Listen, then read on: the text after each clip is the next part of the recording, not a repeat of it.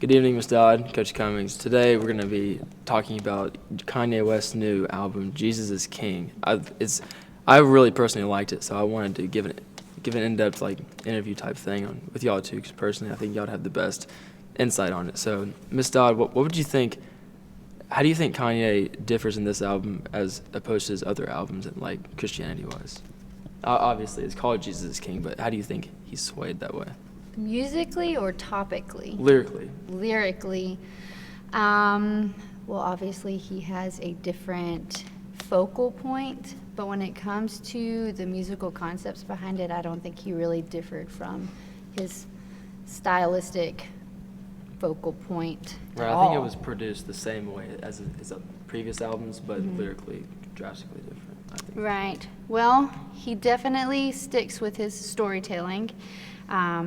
You have a linear development throughout the whole entire thing. He builds from each song to the next. If you look back at College Dropout, you have 3 different acts in that album. So I think he really follows that stylistic point to a T for himself. He has one song with what some people think to be silly lyrics, which I think is also a very Kanye thing to do. We definitely have some previous albums with some silly songs and silly lyrics in it before this one. But he definitely has, I guess, become more focused on his Christian upbringing and now his belief system. He's definitely spoken about his beliefs before. We had Jesus Walks, and he's had other lyrics. That was in 2004. Right, yeah, and he's had other songs that have had religious lyrics in it before, but I think now he's definitely more focused than he was before, and it seems a lot more matured and direct than his previous songs. Yeah, I agree that this album, because I was watching an interview and he said that it was only April and now it's just November. Whenever it was April, whenever he's made his conversion to Christianity, after the whole mental hospital thing, and then he said it was right after Coachella, whenever he had his conversion. And personally, I think this whole movement that he started, it's going to be like the second Great Awakening. Not exactly how that was, but it's going to be like the Great Awakening in a sense, this new young generation of Christians will be influenced by lyrics like Kanye West and Jesus is King, because it's easier to look up to someone like a celebrity rather than someone who's a pastor in a church would be kind of oh, well, I'm not a Christian, so I don't feel worthy to go to church. Anyone can just listen to a Kanye West album. Right. He definitely has an opportunity to reach people that would not otherwise be reached, or just be reachable in general. And there's this negativity towards hip-hop music because a lot of it is focused on violent topics. So people who would otherwise not be introduced to Christian values and Christian topics, they're going to be listening to Kanye's music because they've been listening to Kanye. So he definitely has a platform to reach people that maybe certain pastors and such would not be able to reach. But he's also in a position, being on that same platform, to receive a lot of negativity because people are going to see, oh, well, you used to live this way and you used to rap about this thing, and you still have a very rich lifestyle, and people are definitely going to, I think, throw negativity his way because of that. So with that platform is going to come all of this negativity also. There's a Henry Ford quote that says, if I'd asked people what they want, they would have said, I want faster horses. So, you can't always, the next big thing is always going to be something that people don't expect. And Right. No one would expect Kanye to be rapping about Christianity. Right, and he's refusing to perform any of his old stuff now, too, which I think is pretty awesome, and I think that speaks to his commitment. But, as you said, he was just saved in April, so he's still new. He's still a baby in Christian terms. Kanye's been always the type of person to not care what people think about what he does. And so, just say the Trump thing, he supports Trump, and he does not care what anyone thinks about that. And so with this Christianity thing, I think it's perfect. Like, if he's devoting his life to Christianity, he's not caring what other people think. And so Right. all the negative thoughts, like, oh, you're a fake Christian, they're all just like bouncing off of him, and it's really not affecting him. Right, which is a beautiful thing. And the Bible does tell us that that we'll be saved by the blood of the Lamb and the word of our testimony, which means that we receive salvation and then we are to turn around and to give our testimony to the world. And so, I mean, I can't speak for him, obviously, but considering that he is such an artist and such a storyteller, it's almost like he gave us his testimony in this album. With that 5-1-5 format. So you have 11 songs on the album. The first 5 are really detailing this turmoil, this struggle, this focus on the monetary aspects of life and sort of the me factor of it. And then you have the one song in the middle that goes even further and actually speaks to that transitional moment when that inner turmoil, that inner fight sort of comes to a head.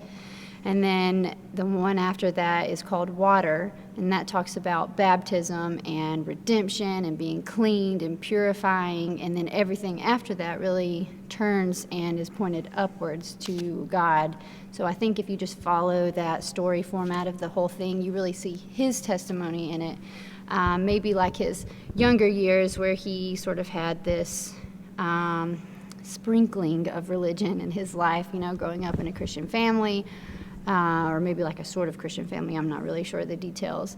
And then he had his own individual moment back in April, it seems like, where he saw the light, so to speak.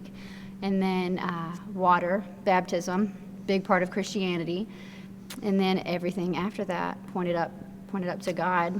And then it ends with my favorite song of the album, Jesus is Lord, and it's just putting everything upward. It's just praising God. Yeah, it changes totally from me to, oh wait, like it's what been I you can all do. along. So it's really neat to see his artistic input into that.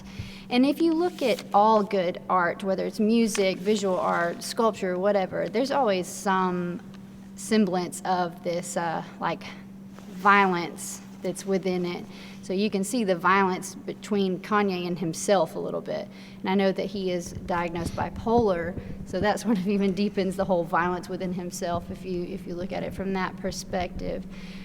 So you see this turmoil, this inner turmoil that is then turned into something beautiful. And like you said, Kanye, he really doesn't care. He tells it how it is, however he thinks it, regardless of whether it's going to be received, I guess, by those around him. So, Coach, what do you think about coming from like an older generation and like a chaplain's perspective? What do you think about the lyrics in his album and this change from just a stereotypical rapper rapping about hip hop stuff and then going to this gospel album?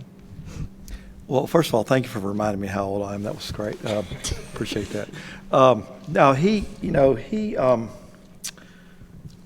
God has used all kinds of mediums throughout history to get his message across, to get his word across. I was watching somebody on television covering his services the other night. And there was a kid there, 17 years old, and his girlfriend, and he said, I had never really, God wasn't even a thought in my life. And after going to this service, I realized, hey, this is something I better think about. So, Kanye's another tool of Christ to get across his message. And it's a little bit different, and that's great, because that's a whole group of people that, Michael W. Smith probably won't get to. So, I just think it's awesome. I don't like the criticism of him. Because who are like regular people supposed to say like, oh well, you're a fake Christian? Like that's between Kanye and God. Well, Paul, before he became a Christian, killed Christians. Exactly. Okay, And he became so an apostle. yeah, so I mean, God is a God of second, third, fourth, 1,000 chances, and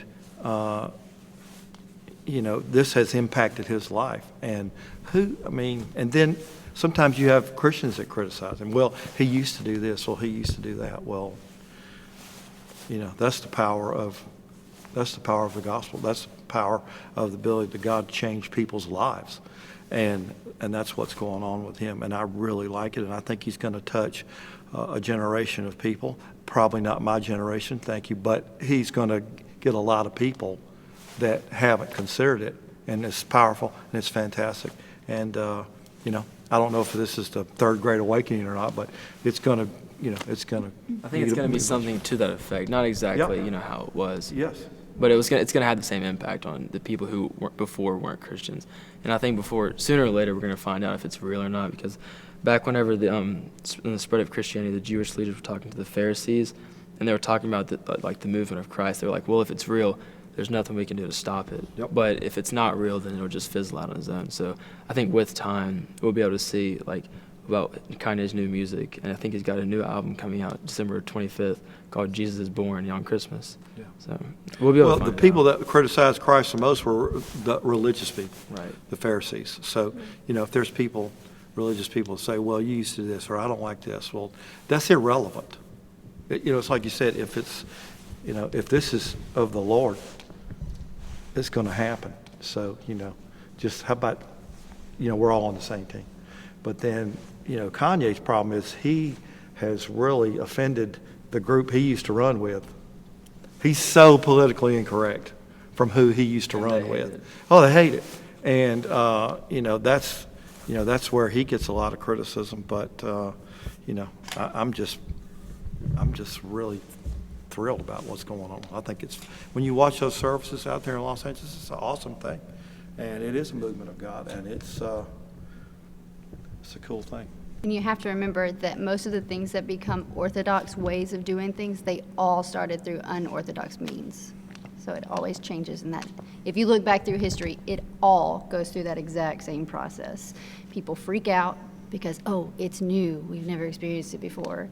But then it's like, oh, wait, God is working through this thing too. So maybe we should try it. And then it sticks in. So. Thank you, Coach Cummings. Thank you, Ms. Dow, for coming out to this. I really appreciate it.